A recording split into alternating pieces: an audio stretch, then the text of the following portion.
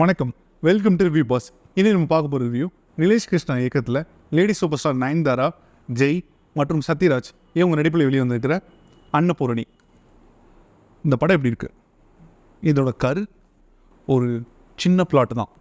அதாவது ஒரு அக்ரகாரத்தில் பிறந்த பெண் ஒருத்தர் செஃப் ஆகணும் அப்படின்னு முடிவு பண்ணுறாங்க.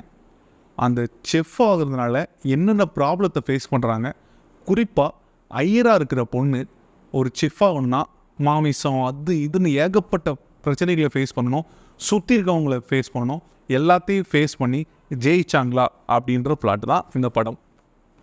இந்த அன்னபூரணிக்கு தோளோடு தோல் கொடுத்து படம் ஃபுல்லாக ரொம்ப அழகாக சப்போர்ட் பண்ணியிருக்கிற கேரக்டர் ஜெய். ரொம்ப அற்புதமாக பண்ணியிருக்காருங்க.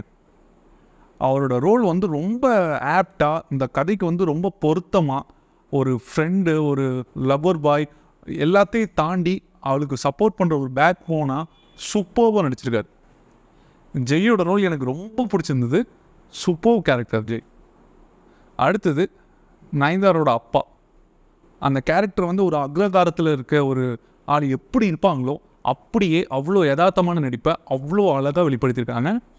வாழ்த்துக்கள். சத்யராஜர் ஆஸ் யூஷுவல், அதுவும் அமைதிப்பட 2 வெர்ஷன்லாம் ரொம்ப அழகாக இருந்தது. அந்த சீன்லாம் உண்மையாகவே அட்டகாசமாக இருந்தது. இந்த கதைக்கு என்ன தேவையோ அந்த டேரக்டர் அவ்வளோ அழகாக வடிவமைச்சிருக்காரு. அதை நீட்டாக கொண்டு போயிருக்காரு. இதில் ஆஹா ஓன் ட்விஸ்ட் அண்ட் டர்ன்ஸ் எதுவும் இல்லை அப்படின்னா கூட இந்த படம் வந்து ஒரு நேர்த்தியான படங்க. ஸோ நமக்கு வந்து ஈஸியாக கனெக்ட் ஆகிற மாதிரி ஒரு படம், நல்ல படம். கண்டிப்பாக குறை இருக்குங்க, அங்கன்னு நிறைய குறைகள் சின்ன சின்ன இடத்துல இருக்க தான் செய்யுது. குறிப்பாக செகண்ட் ஹாஃபில் நிறைய லேக்ஸ் இருக்குது. ஆனால் அதெல்லாம் தவிர்த்துட்டு பார்த்தோம்னா இது ஒரு நல்ல படம் அப்படின்ற ஃபீல் தான் கண்டிப்பாக கொடுக்கும். வந்துட்டு யாரும் டிசப்பாயிண்ட் ஆகி போய மாட்டீங்க. ஸோ வந்தோம்ப்பா ஒரு 2.5 மணி நேரம் ஒரு நீட்டான ஒரு நல்ல படத்தை பார்த்தோம் அப்படின்ற ஃபீல் மட்டும்தான் உங்கள் எல்லாருக்குள்ளேயுமே இருக்கும். இந்த படத்துக்கு ஒரு பெரிய ப்ளஸ் அப்படின்னா தமனோட இசை. வாங்க தமன், தமிழுக்கு வாங்க, வெல்கம் பேக். ஏன்னா உங்களோட இசை வந்து இந்த படத்துக்கு அவ்வளோ பெரிய பேக் போன். நீங்கள் தெலுங்கில் எவ்வளோ பெருசாக வளர்ந்துருக்கீங்க அப்படின்றது எல்லாருக்குமே தெரியும். ஆனால் தமிழில் இந்த படம் வந்து ஒரு நல்ல படத்துக்கு ஒரு தரமான மியூசிக் அப்படின்னு தான் சொல்லணும்.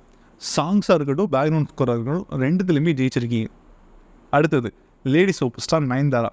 அவங்களோட 75வது படம் பின்னி படல் எடுத்திருக்காங்க. அது ஷோல்டரில் தூக்கி இப்படி போவாங்கன்னு சொல்லுவாங்கள்ல, அந்த மாதிரி அவங்களோட ஃபுல் எஃபெக்ட் போட்டு ரொம்ப அற்புதமாக பண்ணியிருக்காங்க. குறிப்பாக இன்டர்வல் போர்ஷன் அட்டகாசம்.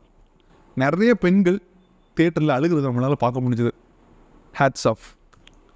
இந்த படம் வந்து ஒரு லேடி ஓரியன்ட் ஃபிலிம் அப்படின்றதுனால மற்றவங்களுக்குலாம் பிடிக்குமா அப்படின்னா கண்டிப்பாக அந்த படம் பார்க்குற எல்லாருக்குமே ஓரளவு நல்ல படம் பார்த்தோம் அப்படின்ற ஃபீல் தான் கொடுக்கும். ஸோ தாராளமாக இந்த வாரத்துக்கு நீங்கள் போய் படத்தை போய் பார்க்கலாம். இந்த படத்துக்கு எங்களோட மதிப்பெண் 5க்கு 3. நன்றி. அடுத்த ரிவ்யூஸில் சந்திப்போம்.